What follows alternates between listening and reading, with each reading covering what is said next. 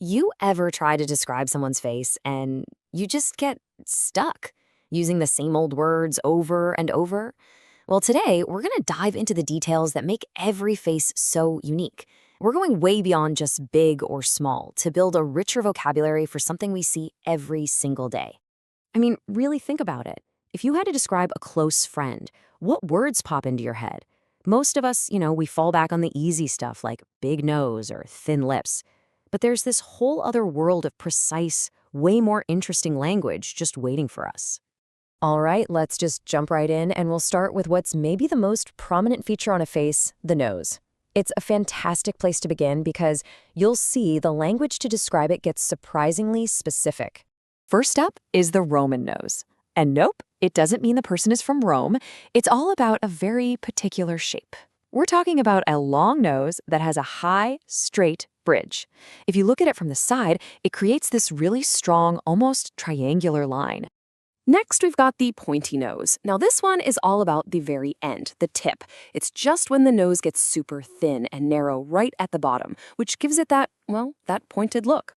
So what's the opposite of that perfectly straight Roman nose? That would be the crooked nose.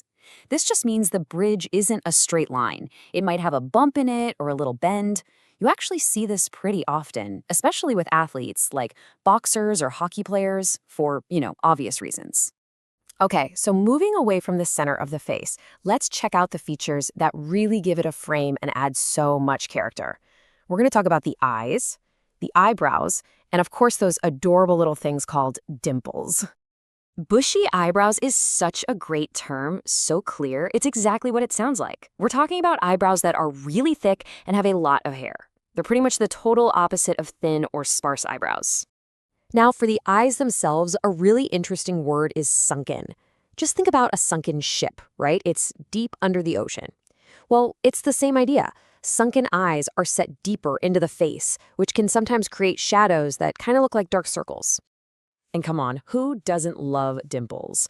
These are those little natural indents, like little dots or tiny holes, that just pop up on the cheeks when someone smiles. They really add this unique and charming quality to a person's whole expression. Okay, let's get even more detailed now and look at marks on the skin. There are two really common words that people mix up all the time, moles and freckles. But as you're about to see, they're actually totally different. So let's break it down. The single biggest difference is height. Moles can actually be raised up off the skin, whereas freckles are always flats. Moles are also usually darker. We're talking dark brown or black, and they can be bigger. Freckles, on the other hand, are typically those little light brown or reddish spots that have a smooth texture.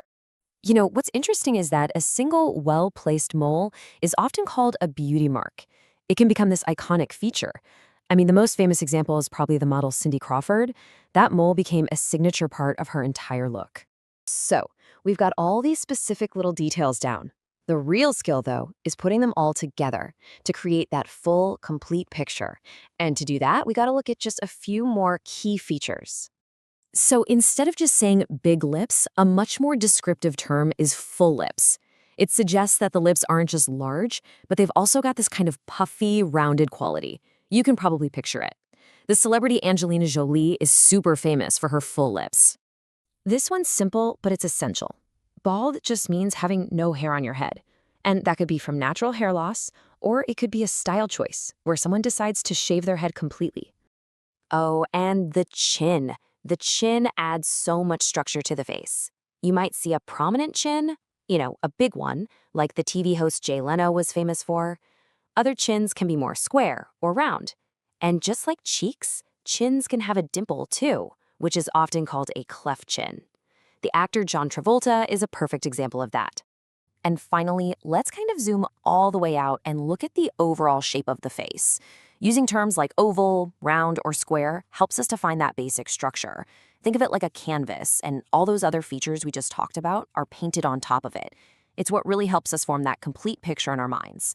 So now you are totally armed with a whole new set of words. Next time you find yourself people watching, I want you to really look. Is it their sunken eyes that you notice first, their crooked nose, or maybe that dimpled chin? Because here's the thing, sharpening our vocabulary doesn't just give us new words, it actually sharpens how we see the world. So what are you going to see now?